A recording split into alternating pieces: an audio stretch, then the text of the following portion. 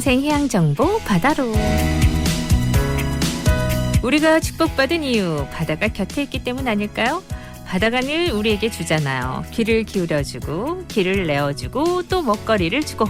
그래서 매달 이 시간 바다와 더 가까워질 수 있도록 바다를 알아가는 자리를 마련했습니다. 세상에서 가장 안전한 바닷길을 만들어가는 한국해양교통안전공단과 함께하는 코너 생생해양정보 바다로. 공단의 김리나 해양안전캐스터와 함께합니다. 어서 오세요. 네, 안녕하세요. 네, 반갑습니다. 저희가 지난번에는 스튜디오와 스튜디오로 만났는데 또 이렇게 같이 얼굴 보면서 방송하니까 더 좋네요. 네, 정말 좋습니다. 벌써 5월의 마지막 주말인데 달력을 보니까 5월에 바다 관련 기념일이 이틀이나 있었어요. 지난 10일은 바다 식목일이었고 오는 31일 제28회 바다의 날이더라고요. 바다의 날 이제 좀 있으면 올 텐데 어떤 날인지 설명 좀 부탁드릴까요? 네, 바다의 날은요, 국민들에게 바다의 중요성을 알리고 또 바다를 터전으로 살아가는 해양수산인들의 자긍심을 높이기 위해서 지정된 국가기념일입니다. 해상왕 장보고가 완도에 청해진을 설치한 달을 기념해서 5월 31일이 바다의 날이 됐습니다. 바다가 우리에게 얼마나 중요한지 일깨우는 날이다.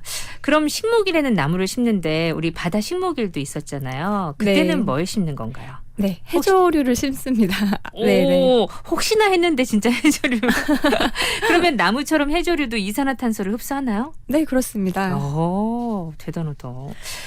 대단히 신기한데요. 네, 그렇죠. 저도 처음에 듣고 굉장히 신기했는데요. 이 울창한 숲에서 다양한 동물이 어울려 살듯이 이 해조류로 만들어진 바다숲이 있어야 물고기들도 잘 먹고 활발히 번식할 수 있다고 합니다. 네. 네, 또 세계적인 학술지인 네이처 커뮤니케이션스에 따르면 이 전 세계 바다에 서식하는 6가지 다시마 속의 해조류가 약 491만 톤의 탄소를 흡수한다고 하는데요. 경제적 가치로 환산하면 네. 약 연간 5천억 달러의 그 가치가 있다고 합니다. 어마어마한 가치다, 그죠? 네. 세계적인 기후 온난화에 우리나라도 폭염과 열대야가 늘어난다는 이야기가 들리는데 바다가 지구 전체를 지키는 보루라는 생각이 듭니다. 네, 맞습니다. 이제 여름철을 앞두고 바다에서 휴가를 즐기시려는 분들도 많으실 텐데요.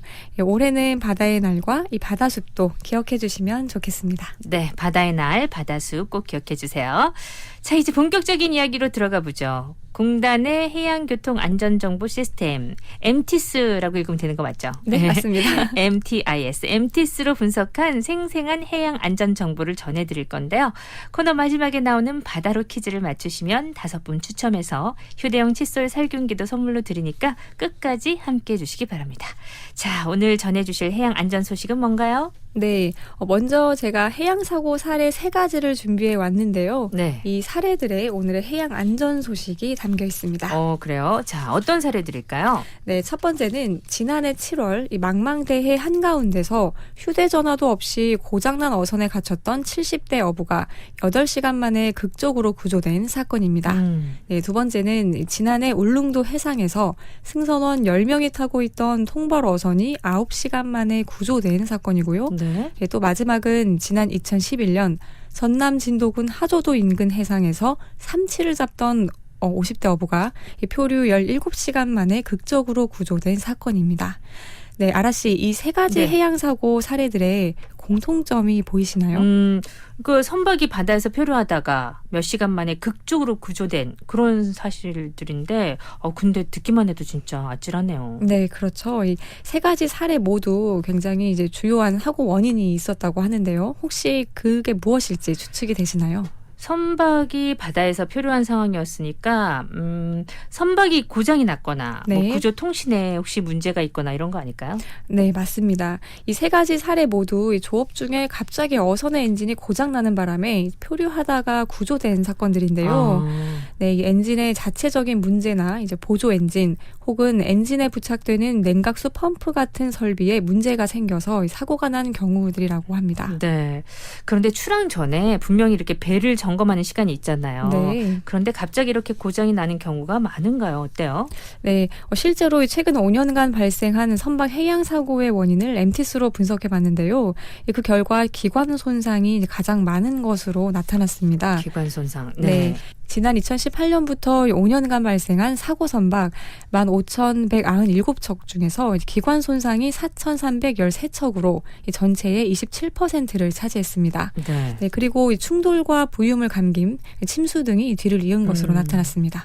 아무래도 이 기관 손상 같은 사고는 어선에서 많이 발생하겠죠. 네, 그렇습니다. 최근 5년간 기관 손상 선박에는 어선이 2,779척으로 가장 많았고요. 또 수상 레저 기구가 1,079척, 네. 그리고 비어선이 355척 순이었습니다. 2021년 기준 등록 척수별 사고 발생률도 어선이 4.2%로 가장 높게 나타났습니다. 비어선이 4.1%, 수상 레저 기구가 3.5%로 뒤를 이었습니다. 문제는 어선에서 이런 사고들이 꾸준히 발생하고 있다는 점인데요. 작년 5월을 기준으로 기관 손상 사고, 조타 장치 손상 사고, 침수 사고가 전년 대비 증가한 것으로 분석됐습니다. 네. 이 중에서 기관 손상은 전년 대비 사고 선박 수가 39척이나 증가해서 이 전체 해양 사고 증가량의 절반 이상인 63.9%를 차지한 것으로 나타났습니다. 그렇군요. 그런데 이렇게 손상이 된 걸 모르고 계속 운행을 하다 보면 단순히 고장 사고로 끝나는 게 아니라 과열로 인해서 배에 불이 날 수도 있잖아요. 네, 맞습니다. 차량도 엔진이 고장난 걸 모르고 잘못 운행하다 보면 화재 사고가 나는 것처럼 이 선박도 마찬가지입니다. 실제로 작년 10월에 9.77톤급 연안어선 진성호 사건을 보면 이 선박 주기관이 손상된 상태에서 시동을 계속하다가 배터리 과열로 불이 나서 이 부상자가 발생했는데요. 네. 네, 이런 사건 말고도 이제 배가 고장나서 표류하다가 좌초되거나 이제 큰 파도를 만나서 전복되는 2차 피해가 발생할 수 있습니다. 아우 듣기만 해도 진짜 아찔한데 바다에 나가면 가뜩이나 날씨 영향도 크게 받는데 사고가 난 상황에서 날씨까지 안 받쳐주면 구조 작업도 어렵게 되고 그렇죠? 네, 그렇습니다. 지난도 울릉도 해상에서 기관 고장으로 표류한 어선이 9시간 만에 구조된 일이 있었는데요. 네, 인근 해역에서 경비 중인 1,500톤급 함정이 현장 구조에 나섰지만 이 풍랑특보로 인해서 한때 수중 작업이 어려웠다고 합니다. 네, 육상과 달리 바다에서 기관 손상 사고가 나면 이 해상에서 추진력을 상실하기 때문에 파도나 바람 때문에 배가 전복되는 대형 사고가 날 수 있고 또 구조 같은 이제 즉각적인 대처가 어려워서 각별한 주의가 필요합니다. 네. 육상에서는 차가 고장나도 다른 교통수단을 사용할 수 있는데 바다에서 내 배에 고장이 생기면은 뭐 대피할 곳도 없고 정말 속수무책이죠. 거기다 날씨까지 나쁘면 구조도 훨씬 어렵고요. 그래서 사전 점검이 정말 중요할 것 같은데 선박 기관 손상 사고는 어떻게 예방할 수 있는지 그리고 이런 일이 발생하면 안 되지만 만약에 바다에서 갑자기 배가 고장 날 경우 어떻게 하면 좋을지 노래 한 곡 듣고 계속해서 이야기 나눠보도록 할게요. 세상에서 가장 안전한 바닷길 정보 한국해양교통안전공단과 바다로 함께하고 있습니다. 공단의 해양교통안전정보 시스템 MTS로 분석한 선박 해양사고 원인 1위인 기관 손상 사고에 대해 이야기 나누고 있는데요. 선박 기관 손상 사고를 예방하기 위해서 올해 공단에서 중점적으로 추진하는 서비스가 있다고요? 네, 공단은 어선과 같이 기관 손상 사고에 특히 취약한 선박에 대해서 선박 안전관리 서비스를 강화할 계획입니다. 고위험 선박을 전담 관리하는 케어십 서비스를 실시하고 여기에 해양 사고가 상대적으로 많이 발생하는 어촌계를 선정해 지역별 전문 정비업체와 함께 중소형 선박 안전진단 서비스도 병행할 예정입니다. 네. MTS의 지휘정보 시스템을 활용하면 내가 알고자 하는 시점에 어떤 지역에서 기관 손상 사고가 가장 많이 발생했는지 알 수 있다고 하던데 그런 분석 결과를 활용하는 거네요. 네, 그렇습니다. 예로 최근 5년간 5월 기관 손상 사고는 주로 서해와 남해에서 발생했는데요. 그중에 남해의 경우 목포와 완도, 여수 인근에서 사고가 주로 발생했다면 이제 그 지역의 사고 주요 원인을 파악해서 고객 맞춤형 사고 예방 프로그램을 추진하는 방식입니다. MTS가 참 똑똑합니다. 네. 어업인이나 선주가 선박을 자율적으로 정비할 수 있는 매뉴얼과 교육 영상도 있다고 해요. 네, 한국해양교통안전공단 홈페이지에 접속하시면 이 선박에서 자주 사용하는 엔진 5종에 대한 자가정비 매뉴얼을 무료로 다운받으실 수 있고요. 또 공단 공식 유튜브 채널에서는 엔진별 기관정비 교육 영상을 확인하실 수도 있습니다.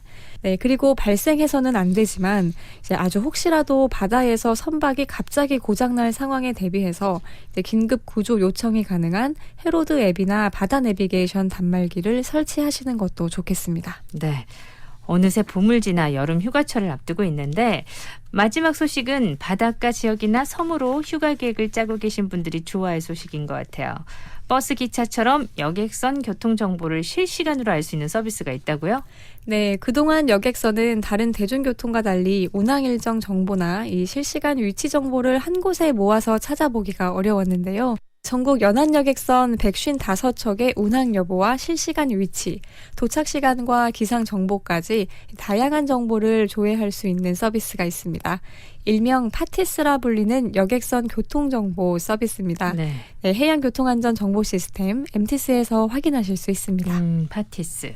내가 여객선을 탈 수도 있지만 가족이나 친구가 또 여객선을 타고 섬 여행을 갈 때도 있는데 그럴 때 어디쯤 갔나, 잘 가고 있나 이런 것도 확인해 볼 수 있겠어요. 네, 그렇습니다. 이제 그럴 때 여객선 교통정보 서비스 파티스를 활용하시면 더 안심하고 편리하게 여객선 이용하실 수 있습니다.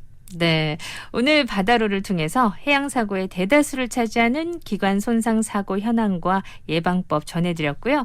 여기에 여름 휴가철을 맞아서 섬 여행에 꼭 필요한 여객선 교통정보를 실시간으로 알려주는 서비스 파티스까지 알차게 소개해드렸습니다. 포털에서 해양교통안전정보 시스템 MTIS를 검색해서 접속하면 여객선 교통정보 서비스 파티스를 활용할 수 있다고 하니까 많은 이용 바라요. 다음 달에도 해양교통안전정보 시스템 MTS를 활용한 유용한 정보 부탁드릴게요. 네, 다음 달에는 여름철 해양 레포츠의 꽃이죠. 수상 레저기구에 관한 해양 안전 소식 전해드리겠습니다. 좋습니다. 기대할게요. 자, 이제 퀴즈 드려야겠죠? 한국해양교통안전공단에서 여러분께 선물을 그냥 막 드리려고 준비한 순서, 그러니까 잘 듣고 풀어보세요. 바다로 퀴즈 내주시죠. 네, 전국 연안여객선의 일정과 운항 여부, 여객선의 도착 예정 시간과 실시간 조회는 물론 예매까지 할 수 있는 국내 최초의 여객선 교통정보 서비스는 무엇일까요? 객관식으로 준비했습니다. 1번 파라다이스, 2번 파티스. 네, 1번 파라다이스, 2번 파티스. 너무 쉽죠? 샵 2302 건당 50원, 긴 문자 100원 정답 보내주시고요. 5분 추첨해서 공단에서 준비한 휴대용 칫솔 살균기를 보내드립니다. 오늘 함께해 주신 한국해양교통안전공단의 김리나 해양안전캐스터 고맙습니다. 네, 감사합니다. 자, 정답은요. 네, 2번 파티스였습니다. 국내 최초 여객선 교통정보 서비스 파티스 기억해 주세요. 저희가 5분 추첨해서 휴대용 칫솔 살균기 보내드리겠습니다.